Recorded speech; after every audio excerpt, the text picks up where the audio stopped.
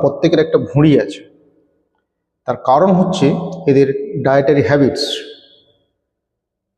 এরা জেনারেলি যে সকালের টিফিন সেটা ঘুম থেকে ওঠার অনেক পরে করে, এবং দ্বিতীয়ত ব্রেকফাস্টে only carbohydrate rich food.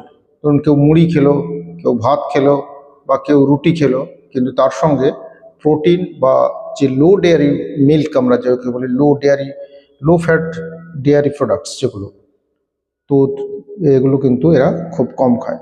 Probably এটা হচ্ছে ইকোনমিক একটা ব্যাপার থাকে, যে অর্থনীতির প্রবলেম। সেকেন্ড হচ্ছে যে এরা লাঞ্চ বা দুপুরের খাবার যেটা খায় সেটাও কিন্তু অনেক পরে, 2টো থেকে 3টে অ্যারাউন্ড, কেউ আবার 3টেরও পরে খায় কাজ করে এসে, যেহেতু এখানে সোশিও ইকোনমিক স্ট্যাটাসটা লো। এবং দেখা যাচ্ছে দুপুরেও কিন্তু এরা